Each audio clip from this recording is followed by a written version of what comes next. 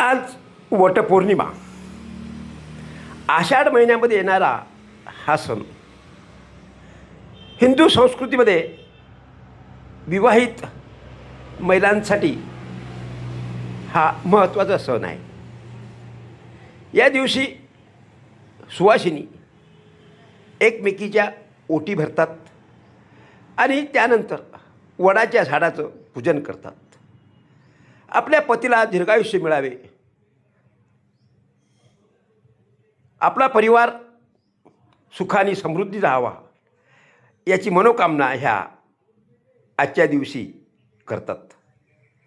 त्यासाठी वडाच्या झाडाला 7 फेरे मारतात. या 7 फेऱ्याचा अर्थ असा आहे की 7 जन्म त्यांना असाच पती मिळो ही त्यामागची त्यांची धारणा आहे. आज एकलारा बानुदा या गावामध्ये भाजपा नेत्या उषाताई धुळे यांनी आपल्या सुवासिनी मैत्रिणीसह वटपौर्णिमेचं पूजन केलं आणि या निमित्ताने आजपासून परिसरात वटवृक्षाची झाडं लावण्याचा संकल्प या महिलांनी या ठिकाणी केला.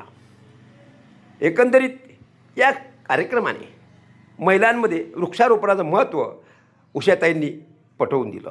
सत्यवान सावित्रीची सत्यकथा रंगली, पतिदेवासाठी सती अमा संगे जुन. सावित्रीची सत्यकथा रंगली, पतिदेवासाठी सती अमा संगे झुंजली.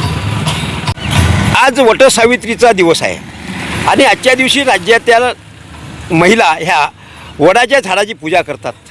वडाच्या झाडाला धागा बांधून त्याच्या भोवती फेरे घालतात. काय सांगता येईल या बाबतीत? पती 7 जन्मी हाच मिळावं म्हणून, पतिदेव हाच मिळावं 7 जन्मी म्हणून हे वटसावित्रीचा दिवस आहे. वडाला धागा गुंडवतात. अजून काय सांगता येईल मावशी?